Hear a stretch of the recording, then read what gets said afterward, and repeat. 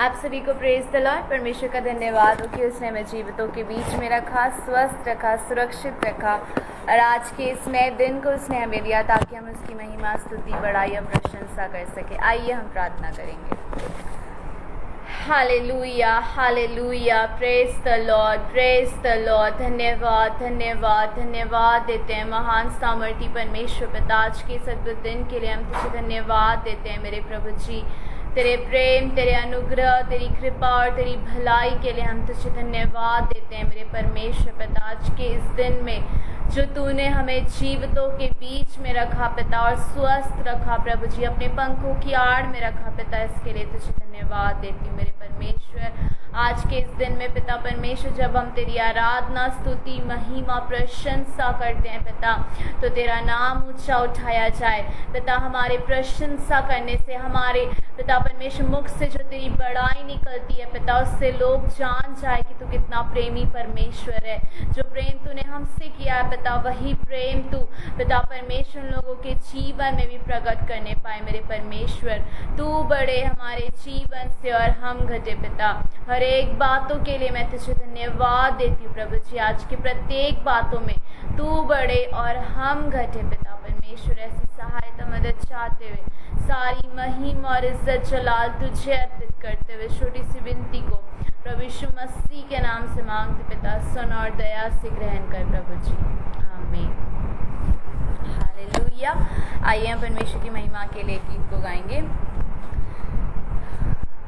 यीशु तेरे करीब आने से जिंदगी मेरी बदल गई। यीशु तेरे छूने से जिंदगी मेरी संवर गई। तूने मुझे है छुड़ाया, तूने मुझे सहलाया, तूने मुझे है छुड़ाया, तूने मुझे सहलाया। मैं धन्यवाद करता रहूँगा, यीशु धन्यवाद करता रहूँगा। मैं धन्यवाद करता रहूँगा,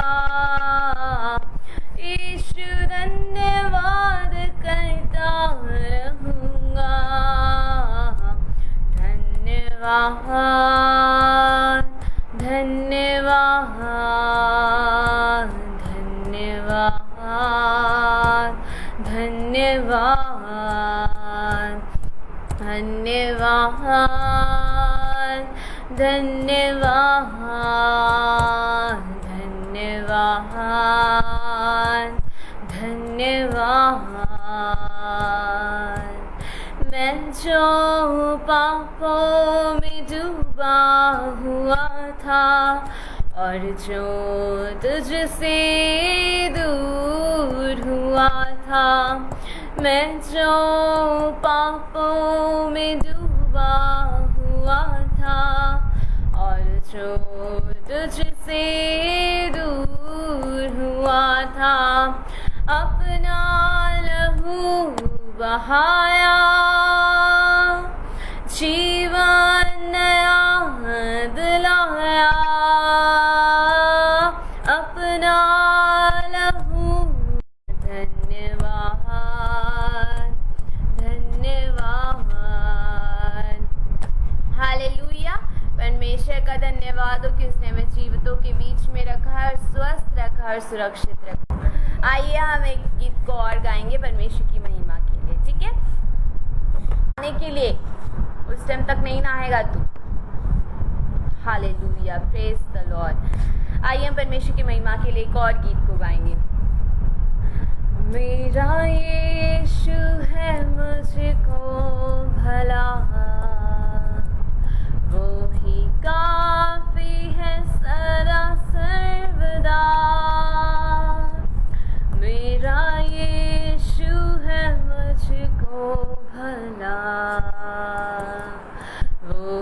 काफी है सदा सर्वदा।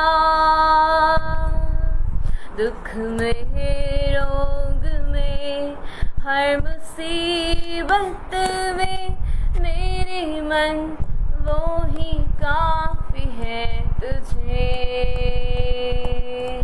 दुख में रोग में हर मुसीबत में मेरे मन वो ही काफी है तुझे।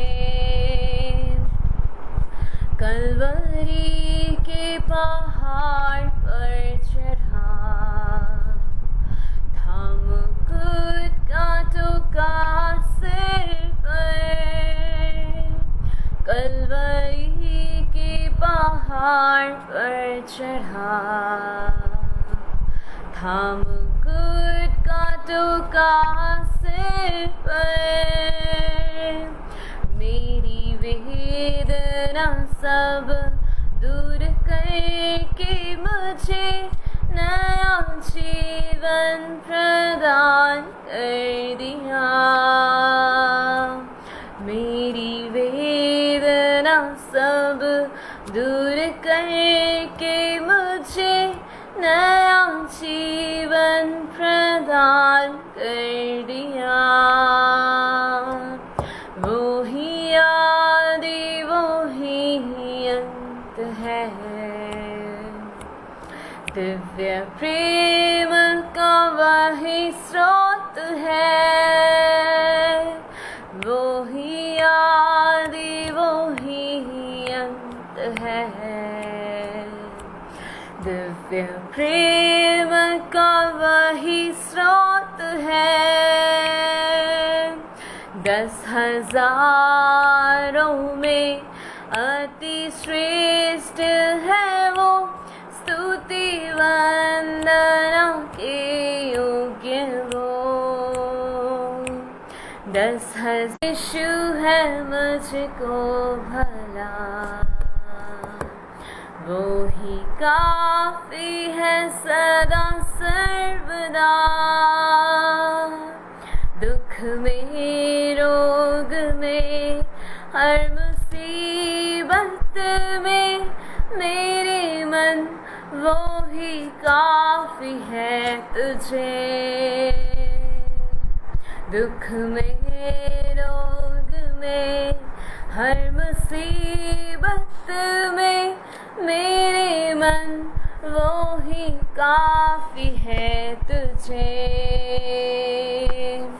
मेरे मन वो ही काफी है तुझे। आइए हम परमेश्वर के वचन में जाने से पहले परमेश्वर से प्रार्थना करेंगे कि वो हमारी अगुवाई करे हर एक वो बातों को समझने के लिए जो उसके वचनों में लिखा हुआ है। आइए हम प्रार्थना करते हैं। Hallelujah, praise the Lord. धन्यवाद धन्यवाद धन्यवाद हो मेरे यहोवा परमेश्वर, सर्व सामर्थी परमेश्वर पिता, तेरा धन्यवाद मैं करती हूँ मेरे प्रभु जी, क्योंकि तू धन्यवाद देने के योग्य, विश्वास योग्य परमेश्वर है पिता। आज के इस दिन के लिए मैं तुझे धन्यवाद देती हूँ मेरे यहोवा परमेश्वर, इस समय के लिए जो तूने मुझे दिया मेरे परमेश्वर। और हम सबों को, जितने लोग इस वीडियो को देखते हैं पिता, तूने उन सबों को यह समय दिया है प्रभु जी। पिता सहायता मदद हम तुझसे चाहते हैं कि पवित्र आत्मा की अगुवाई में होकर के तू हमारी रहनुमाई करे और हमें वचनों को समझने के लिए सहायता करे, अनुग्रह करे प्रभु जी, ताकि तू बढ़े हमारे जीवन से और हम घटने पाए। हर एक बातों के विषय में हम तुझी की ओर अपनी नजरों को लगाए हुए हैं पिता, सहायता मदद करे। सारी महिमा तुझे अर्पित करती प्रभु जी। छोटी सी विनती को प्रभु यीशु मसीह के नाम से मांगती पिता, सुन और दया से ग्रहण कर प्रभु जी, आमीन। आइए हम परमेश्वर के वचनों में से निकाल लेंगे। हालेलुया, हम निकाल लेंगे। आज हम देखेंगे वचनों में से छुटकारे के लिए हम क्या वचन को हमारे जीवन में किस प्रकार से हम छुटकारों को पा सकते हैं, किस प्रकार से हम हर एक अयोग्य बातों से, हर एक अयोग्य व्यवहार से हमें छुटकारों को पाना है, और किन किन बातों को हमें अपने जीवन में छोड़ना है तो हमारे जीवन में छुटकारा आ सकेगा। आइए हम देखेंगे। इसके लिए हम निकाल लेंगे पहला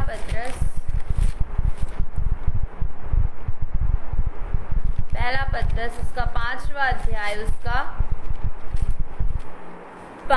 6वां वचन हम पढ़ेंगे।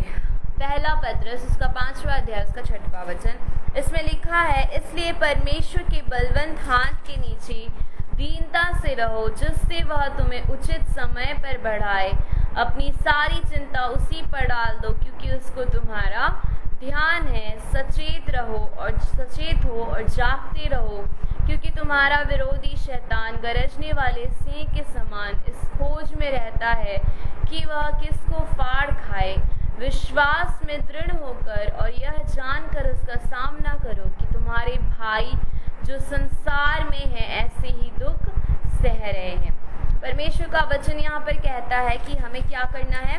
परमेश्वर के बलवंत हाथ के नीचे, परमेश्वर के जो हाथ है वो बलवंत है, उन हाथों के नीचे हमें दीनता से रहना है, और जिससे वह उचित समय पर हमें क्या करेगा, प्रेज द लॉर्ड।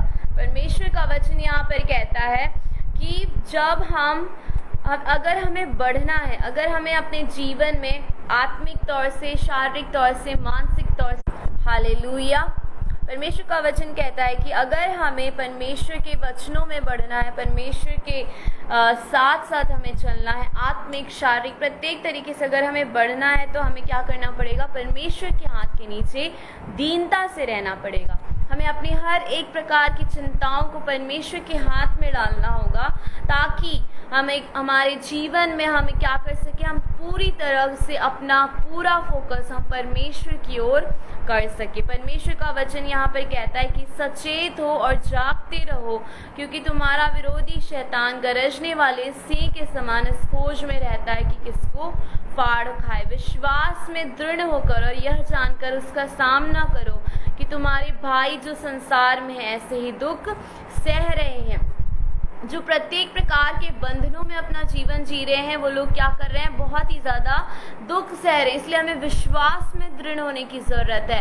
हमें हर एक प्रकार से जो हमारे जीवन में परेशानियाँ आती, परीक्षाएँ आती है, उन हर एक परीक्षाओं में हमें अडिग होकर के, निडर होकर के खड़े रहने की ज़रूरत है, क्योंकि हमारे जीवन में सिर्फ और सिर्फ परमेश्वर ही है जो हमारे साथ अद्भुत तरीके से कार्य करने वाला परमेश्वर है। हमारे हर एक मुसीबतों को वो क्या करता है, हमारे जीवन के हर एक मुश्किलों को वो सरल करने वाला परमेश्वर है, कठिन रास्तों को सरल करने वाला परमेश्वर। हालेलुया। नेटवर्क कनेक्शन की वजह से बार बार परेशानियाँ आ रही है। यहाँ पर पहला पत्रस और उसके 5वां और 9वें वचन में लिखा है कि विश्वास में हमें दृढ़ रहना है, और जो विश्वास में दृढ़ नहीं रह रहे हैं, जो विश्वास में दृढ़ नहीं रह रहे हैं, जो अपने जीवन में दुखों का सामना कर रहे हैं, वो क्यों कर रहे हैं अपने जीवन में दुखों का सामना। उसके लिए हम एक वचन को पढ़ेंगे, पहला यूहन्ना उसका 2 अध्याय उसका 16वां वचन, 16वां और 17वां वचन। पहला यूहन्ना उसका 2 अध्याय उसका 16 और 17वां वचन में लिखा हुआ है, क्योंकि जो कुछ संसार में है, अर्थात शरीर की अभिलाषा और आंखों की अभिलाषा और जीविका का घमंड, वह पिता की ओर से नहीं परंतु संसार ही की ओर से है। प्रत्येक ऐसी बातें जो हमारे जीवन में अभिलाषाओं को लेकर के आती है, प्रत्येक ऐसी बातें जो हमारे जीवन में घमंड को लेकर के आती है, वो सारी बातों से हम क्या हो जाते हैं, विश्वास से भटक जाते हैं। उन सारी बातों से हमारे जीवन में सिर्फ और सिर्फ दुख ही उत्पन्न होता है। इसीलिए यहाँ पर पहला पत्रस यहाँ पर 5वां अध्याय उसके 90वें वचन में लिखा है कि विश्वास में दृढ़ रहे हम, क्योंकि जो हमारे भाई संसार में है वो क्या कर रहे हैं, इसी प्रकार से दुखों को क्या कर रहे हैं, सह रहे हैं। जब वो दुखों को सामना करते हैं दुखों का, तो वो सह नहीं पाते हैं। अपने जीवन में हमें हर एक प्रकार से शरीर की अभिलाषा को, आंखों की अभिलाषा को और जीविका के घमंड को हमें क्या करना है, छोड़ना है। हमारे जीवन में अगर हमें परमेश्वर के साथ अपने जीवन को शांति के साथ व्यतीत करना है, क्योंकि ये सारी चीज़ें क्या करती है, हमारे जीवन में परमेश्वर के साथ का संबंध क्या करती है, खराब कर देती है। क्योंकि 17वां वचन में लिखा हुआ है, संसार और उसकी अभिलाषाएं दोनों मिटते जाते हैं, पर जो परमेश्वर की इच्छा पर चलता है वह सदा बना रहेगा। ये परमेश्वर की इच्छा पर चलने, हालेलुया, परमेश्वर की इच्छा पर चलने वाले लोग अपने जीवन में शरीर की अभिलाषाओं को नहीं रखते, आंखों की अभिलाषाओं से बचते हैं और अपने जीवन में घमंड को नहीं लेकर के आते। क्योंकि परमेश्वर का वचन कहता है कि वो घमंड से भरी चढ़ी हुई आंखों से क्या करता है, उसे घृणा है। तो यहाँ पर वचन हमें कहता है कि हमें इन सब बातों से छुटकारा पाने की ज़रूरत है। यहाँ पर लिखा हुआ है, क्योंकि जो कुछ संसार में है, जो कुछ भी संसार में है, जो संसार में, वो क्या करता है, हमें परमेश्वर से दूर करने के लिए वो सारी चीज़ें, संसार की चीज़ें हमारे जीवन की ओर बढ़ने लगती है। तो हर एक वो बातें जो हमारे जीवन में संसार की ओर से आती है, हमारे जीवन में ऐसी वो बातें जो संसार लेकर के आता है, उन हर एक बातों से हमें दूर होने की ज़रूरत है, ना कि उन संसार की बातों में लिप्त होकर के हमें अपने परमेश्वर से दूर होने की ज़रूरत है। एक वचन को हम निकालेंगे, याकूब इसका पहला अध्याय, उसका 13वां वचन से हम पढ़ेंगे। याकूब पहला अध्याय उसका 13वें वचन में लिखा हुआ है, जब किसी की परीक्षा हो तो वह यह ना कहे कि मेरी परीक्षा परमेश्वर की ओर से होती है, क्योंकि वह ना तो बुरी बातों से परमेश्वर की परीक्षा हो सकती है और ना वह किसी की परीक्षा आप करता है, परंतु प्रत्येक व्यक्ति अपनी ही अभिलाषा से खिंचकर और फंसकर परीक्षा में पड़ता है। यहाँ पर साफ साफ लिखा हुआ है कि जब भी किसी की परीक्षा होती है तो वो यह ना कहे कि अरे परमेश्वर मेरी परीक्षा ले रहा है। ऐसा नहीं है, परमेश्वर हमारी परीक्षा तब लेता है, लेकिन वो सहने से बाहर नहीं लेता। और जब हम अपने जीवन में खुद की अभिलाषाओं में पड़ करके हम जो चीज़ें हमारे जीवन में, अभिलाषा क्या होती है, अभिलाषा हमारे जीवन में उन कामों को करने की इच्छा है जो हमें नहीं करना चाहिए। हमारे जीवन में पहले क्या होता है, अभिलाषाएं उत्पन्न होती, इच्छा उत्पन्न होती कि हर एक वो अयोग्य कामों को करे जिससे हम पिता से दूर हो जाएं। और यहाँ पर लिखा हुआ है कि जब भी हम कोई अभिलाषाओं को पूरा करते हैं अपने, तो हम क्या करते हैं, फंस कर परीक्षा में पड़ जाते हैं। अगर हमारे जीवन में हम परमेश्वर के लिए अपनी अभिलाषाओं को रखेंगे और उन बातों को पूरा करेंगे तो हम परीक्षाओं में नहीं पड़ेंगे। लेकिन यहाँ पर क्या करता है कि प्रत्येक व्यक्ति अगर अपनी अभिलाषाओं में पढ़ करके फंस करके क्या हो जाते हैं, परीक्षा में पढ़ते हैं। मतलब इसका मतलब यही है कि हमें अपनी इच्छाओं को पूरी नहीं करना है, हमें परमेश्वर की इच्छा को पूरी करना है। जिस प्रकार से हम अपने स्वर्गीय प्रार्थना में यह कहते भी कि हे पिता, हमारी जैसी तेरी इच्छा स्वर्ग में पूरी होती वैसी इस पृथ्वी पर भी हो। हमें प्रत्येक दिन अपनी इच्छा को नहीं परंतु परमेश्वर की इच्छा को मान सम्मान देते हुए हमें कहना है कि परमेश्वर तेरी इच्छा हमारे जीवन में पूरी होने पाए। तो यहाँ पर क्या लिखता है 15वां वचन में, फिर अभिलाषा गर्भवती होकर पाप को जनती है और पाप जब बढ़ जाता है तो मृत्यु को उत्पन्न करता है। यहाँ पर क्या कहता है, जब हमें हमारे जीवन में व्यर्थ की चीज़ों को देखने, बोलने, सुनने और अपने हृदय में रखने की इच्छा होती है तो वो इच्छा क्या हो जाती है, गर्भवती होकर पाप को जनती है। उस इच्छा के प्रकट होने के द्वारा से हम क्या कर देते हैं, पाप कर देते हैं। इच्छा पहले उत्पन्न होती है, हालेलुया हालेलुया। जब हमारे जीवन में इच्छा उत्पन्न होती है और उस इच्छा को पूरी करके, व्यर्थ की इच्छा को पूरी करके हम क्या करते हैं, पाप को कर देते हैं। और जिसके कारण से हम वो इच्छाओं को, हमारे जीवन में लगातार वो इच्छाएं उत्पन्न होती रहती है कि हमें ये करना है, हमें वो करना है, हमें ये खाना है, हमें ये बोलना है, हमें ये सुनना है, हमें ये देखना है। इस प्रकार की प्रत्येक इच्छाएं, अगर हम एक इच्छा को पूरी करते हैं तो बाकी लगातार उसके पीछे आती रहती है, जिसके कारण से हम पाप कर। Praise the Lord. परमेश्वर के वचन में लिखा हुआ है कि जब हम पाप करने के बाद क्या हो जाते हैं, मृत्यु हमारे जीवन में आ जाती है। जिस प्रकार से आदम और हव्वा के जीवन में पाप करने के द्वारा से उनके जीवन में क्या आ गया, मृत्यु आ गया। तो आइए हम देखेंगे कि हमें किन किन चीज़ों के करने के द्वारा से हमारे जीवन में पाप आता है। निकाल लेंगे हम रोमियो पहला अध्याय। ये वो सारी चीज़ें होंगी जिसको करने से हमारे जीवन में पाप उत्पन्न होता है, इसको करने की इच्छा हमारे जीवन में उत्पन्न होती है, अभिलाषा आती है हमारे जीवन में इन बातों को करने के लिए। और जब हम इन बातों को कर देते हैं तो हमारे जीवन में पाप हो जाता है, और जब हम पाप कर देते हैं तो हम मृत्यु में चले जाते हैं। इसमें लिखा हुआ है पहला अध्याय 29वां वचन, इसलिए वे सब प्रकार के अधर्म और दुष्टता और लोभ और बैर भाव से भर गए, और डाह और हत्या और झगड़े और छल और ईर्ष्या से भरपूर हो गए, और चुगलखोर, बदनाम करने वाले, परमेश्वर से घृणा करने वाले, दूसरों का अनादर करने वाले, अभिमानी, दीनमार, बुरी बुरी बातों के बनाने वाले, माता पिता की आज्ञा न मानने वाले, निर्बुद्धि, विश्वासघाती, मया रहित और निर्दय हो गए। वैसे ही इन्हीं सभी के बारे में भी दूसरा तीमुथियुस उसका 3रा अध्याय उसका पहला वचन में लिखा हुआ है, या पहला और दूसरा में, क्योंकि मनुष्य स्वार्थी, लोभी, दीनमार, अभिमानी, निंदक, माता पिता की आज्ञा टालने वाले, कृतघ्न। हालेलुया। तो अभी हमने देखा कि हर एक वो वचन हम गलातियों में भी जिस प्रकार से जानते हैं कि 5:20 में लिखा हुआ है, सारी प्रकार की बुराइयां, जो लोग इस प्रकार की बुराइयां करते हैं वो लोग क्या नहीं हो पाएंगे, परमेश्वर के राज्य में नहीं जा पाएंगे। तो इन सभी प्रकार के हर एक प्रकार की बुराइयों को करने के लिए हमारे जीवन में अभिलाषाएं, इच्छाएं उत्पन्न होती है। फिर उसके बाद हम हालेलुया हर एक प्रकार के पापों को करने के द्वारा से हम क्या हो जाते हैं, हमारे जीवन में हम पाप को करने के द्वारा से हम मृत्यु के करीब चले जाते हैं। एक और वचन को हम पढ़ेंगे, गलातियों उसका 5वां अध्याय उसका 20वां वचन।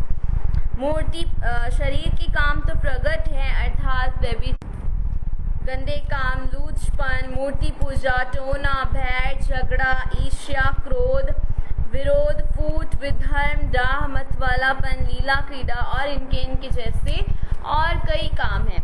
तो हर एक प्रकार के कामों को करने के द्वारा से हम अपने जीवन में क्या करते हैं, पाप को कर देते हैं, जिसके कारण से हम मृत्यु की ओर चले जाते हैं। हम परमेश्वर से दूर होते हुए, परमेश्वर जो एक जीवन देने वाला परमेश्वर है, जिस प्रकार से प्रभु यीशु मसीह ने उस सामरी स्त्री से कहा कि मैं जीवन देने वाला परमेश्वर हूँ, जीवन का जल उसके पास है, जो जीवन देता है, उस जीवन देने वाले परमेश्वर के पास से हम दूर होते हुए नाश करने वाले हम चले जाते हैं, नाश करने वाले के पास।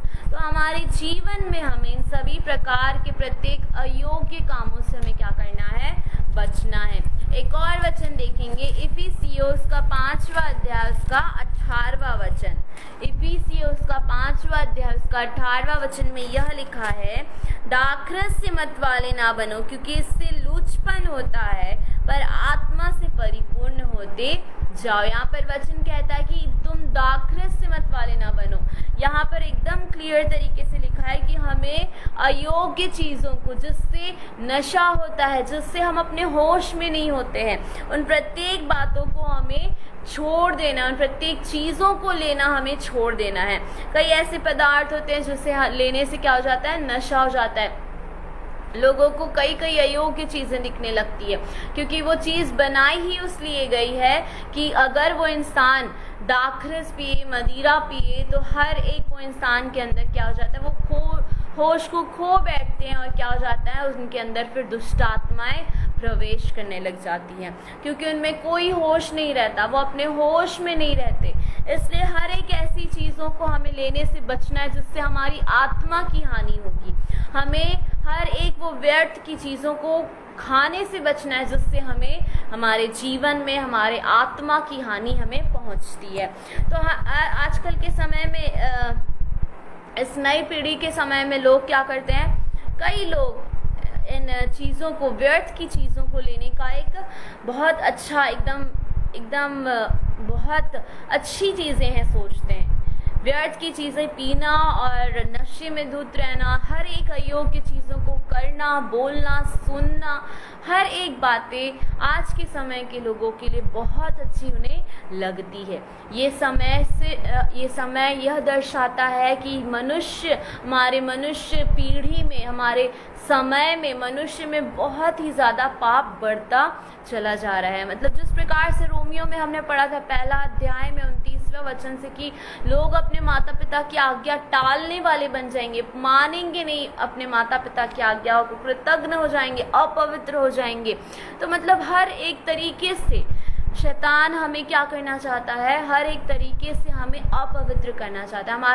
हमारी इच्छाएं, हमारे जीवन में ऐसी इच्छाएं उत्पन्न होती है, हम कुछ ऐसी चीज़ों को देख लेते हैं जिसके द्वारा से, देखने के द्वारा से हमें ये इच्छा उत्पन्न होती है कि अरे हमें ये करना चाहिए, हमें ये ट्राई करना चाहिए। हालेलुया।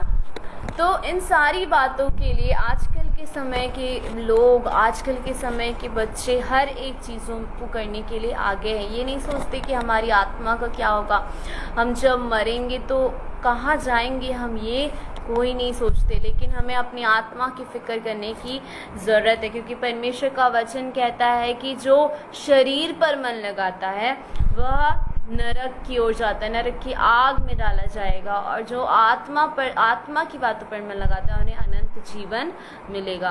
तो हम आखिर के 2 वचनों को देख लेंगे कि हमें किसके द्वारा, आइए हम देखते हैं। यशाया निकाल लेंगे उसका 42वां यशाया उसका 44 अध्याय उसका 22वें वचन में लिखा है, मैंने तेरे अपराधों को काली घटा के समान और तेरे पापों को बादल के समान मिटा दिया है।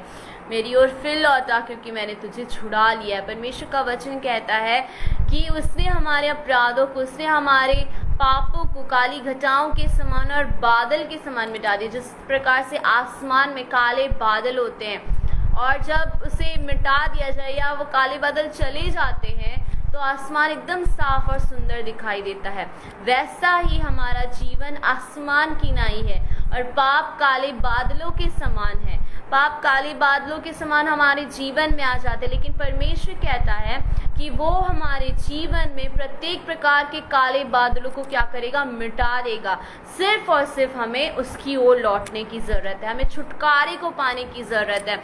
और एक वचन को निकाल लेंगे यशाया में ही 47वां अध्याय उसका 4था वचन, 47 उसका 4था वचन में लिखा है, हमारा छुटकारा देने वाले का नाम सेनाओं का यहोवा और इज़राइल का पवित्र है। सिर्फ और सिर्फ इस नाम के द्वारा से हमें, प्रभु यीशु मसीह के नाम के द्वारा से क्या होता है, छुटकारा मिलता है। हमें परमेश्वर के द्वारा छुटकारा मिलता है। किस नाम से, प्रभु यीशु मसीह के नाम से।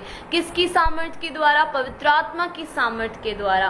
तो हमें इन बातों को याद रखना है कि हमें छुटकारा देने वाला परमेश्वर है, प्रभु यीशु मसीह के नाम से हमें छुटकारा मिलता है और पवित्र आत्मा की सामर्थ्य के द्वारा से हमें छुटकारा मिलता है। तो हमें इन तीनों बातों को याद रख के अपने जीवन में आगे बढ़ने की जरूरत है। और एक वचन को निकाल लेंगे, इफिसियों 1 अध्याय उसका 7वां वचन में लिखा हुआ है, 1 अध्याय उसका 7वां वचन में लिखा है, हमको उसमें उसके लहू के द्वारा छुटकारा अर्थात अपराधों की क्षमा उसके उस अनुग्रह के धन के अनुसार मिला है। परमेश्वर ने हमें प्रभु यीशु मसीह के लहू के द्वारा से छुटकारा प्रदान किया, लहू के द्वारा से हमारे हर एक अपराधों को क्षमा किया है।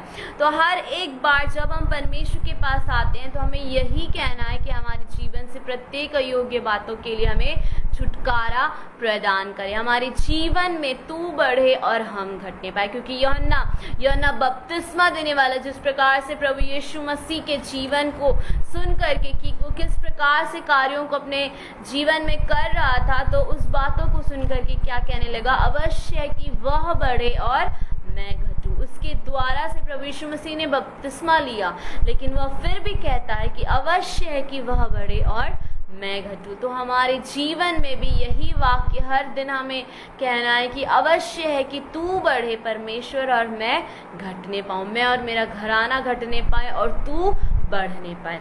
आइए हम परमेश्वर का धन्यवाद करते हैं इस वचन के लिए कि उसने हमें यह वचन को प्रदान किया ताकि हम उसकी वाणी को, उसकी बातों को सुन सके। आइए हम धन्यवाद करेंगे।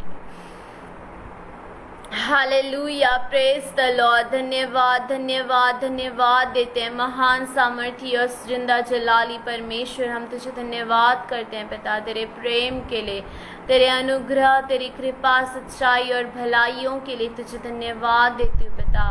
आज के इस समय के लिए तुझे धन्यवाद देती हूँ। इस समय में जो तूने हमें जीवितों के बीच में रखा प्रभु जी, अवश्य हो कि हमारे जीवन में केवल और केवल तू बड़े पिता। हमारे जीवन में जब हम लोगों के जीवन में पिता परमेश्वर तेरी बातों को बोले पिता, जब हम लोगों के जीवन से जुड़े हुए हैं प्रभु जी, जिनसे भी जुड़े हुए हैं पिता, उनके जीवन में हमारे बोलचाल के द्वारा, हमारे उठने बैठने चलने फिरने के द्वारा वो लोग तेरे प्रेम को जान सके पिता, तेरे प्रेम को पहचान सके, देख सके अपनी आंखों से। मेरे यहोवा परमेश्वर सहायता मदद चाहते हैं हम सबों को, जितने लोग इस वीडियो को देख रहे हैं प्रभु जी, मुझको और मेरे परिवार को, हम सबों के परिवार को पिता प्रभु यीशु मसीह के नाम में और पवित्र आत्मा के सामर्थ के द्वारा से मैं छुटकारा प्रदान करे प्रभु जी, छुटकारा प्रदान करे, छुटकारा प्रदान करे पिता, ताकि हम घटने पाए और तू बढ़ने पाए। हर एक बातों के विषय में तुझे धन्यवाद देते, सुंदर से वचन के लिए तुझे धन्यवाद देते हुए सारी महिमा और इज्जत जलाल तुझे अर्पित करते हुए छोटी सी विनती को प्रभु यीशु मसीह के नाम से मांगते पिता, सुन और दया से ग्रहण कर प्रभु जी, आमीन। आप सभी को प्रेज द लॉर्ड।